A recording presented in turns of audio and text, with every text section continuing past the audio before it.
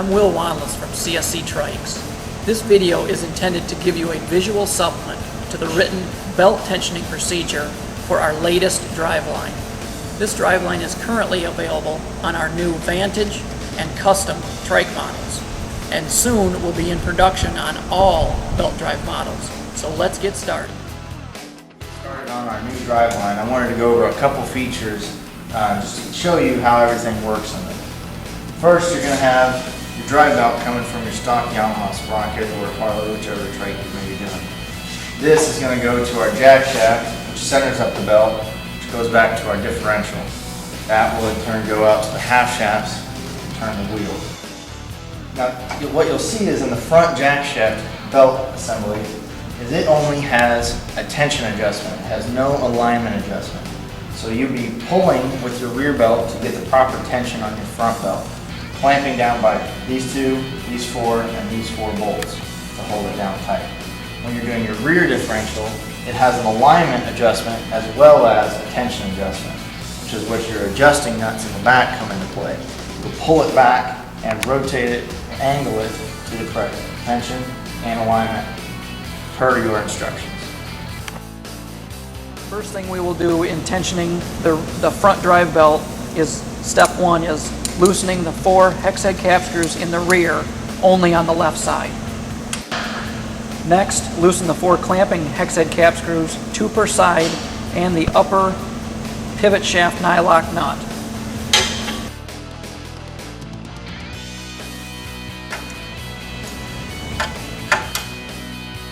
Two, tighten the rear drive belt adjuster nuts until the slack is taken out on the front drive belt. Step 3 is setting up our sonic tension meter. First, turn the power on, and we will set up this as an example of our 37mm belt. Push mass, and then 7/9, then push width is 0.37, and then push span, which is 0.341. Select. Now that belt is entered into my sonic tension meter, and I can now measure the front belt. And you would need to do that on each belt. Each belt has a different setting. Step 4 is checking the front drive belt. You're going to hold your microphone about a ½ an inch away from the center of the belt. Tap the belt with a wrench. Wait for the machine to beep.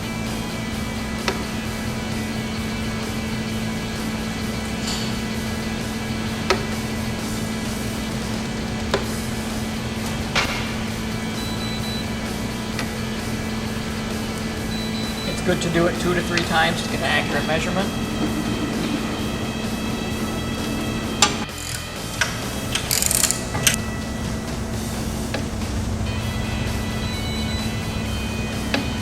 The correct setting is in your installation instructions, so refer to those at this time.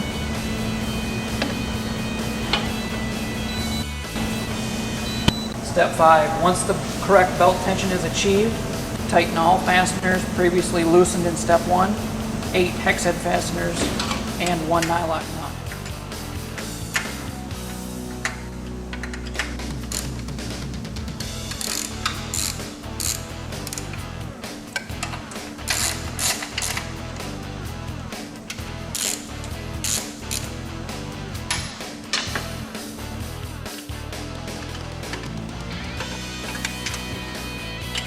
Step 6 is verify the belt tension.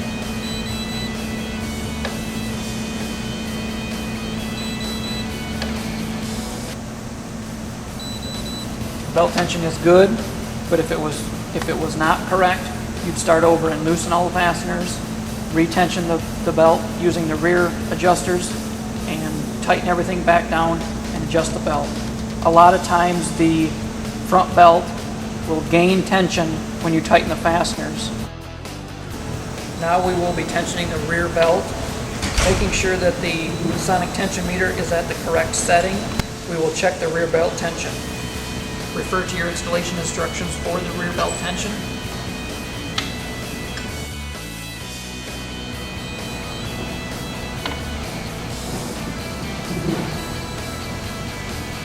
In the next step, we will be running the engine to rotate the belt. To finish the alignment, the belt must have visual clearance between the edge of the belt and the fence on the front rear drive sprocket. Check this by starting the engine and placing in second gear and simply letting the engine idle. Checking the alignment by eye and centering the belt as it spins. If the belt has clearance, move on to tightening all the clamping bolts. If it does not have clearance, we need to adjust the rear adjusting nuts to obtain that clearance. You will note that the belt now is tracking toward the right side of the fence, and you will note that the belt will always track to the side of the sprocket that is the loosest. So I will tighten the right side or loosen the left side depending on my tension. So right now we should recheck our tension.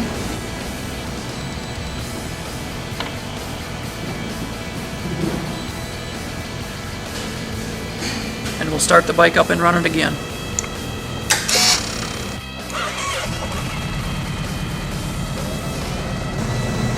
Please be aware of the safety of all those involved and make sure that you have at least 2 lug nuts on every rotor and that they are tight.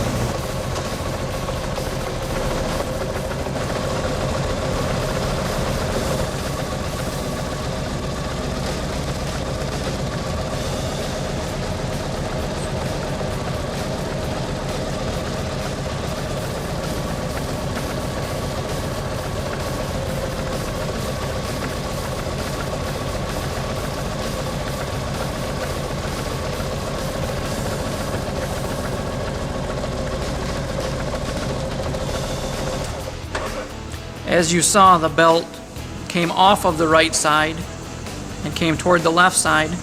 I simply adjusted the rear adjusting nuts as necessary to keep the tension correctly and obtain the correct alignment of the belt to be centered in that drive sprocket.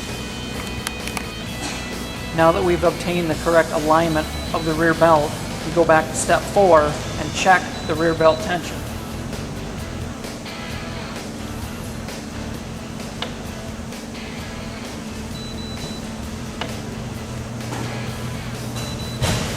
Tension is now correct, so we will move on to the next step. Tighten the 4 5/16 18 by 1 3/4 socketed cap screws that go through the carrier bearing housing, and we'll do that on both sides.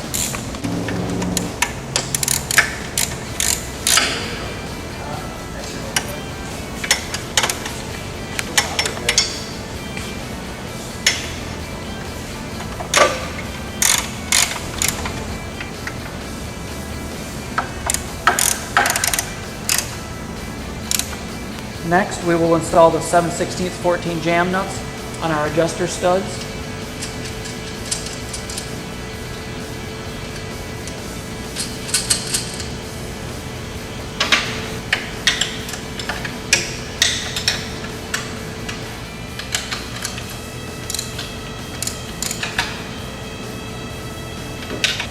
Now that all the fasteners are tight, we'll recheck our belt tension. If it's correct, we go on to the next step. If it's incorrect, we would loosen all the fasteners, recheck the tension, adjust the adjuster nuts, start the motorcycle up, run it again to achieve the correct alignment, and go through all the steps again. So from all of us at California Sidecar, enjoy the ride.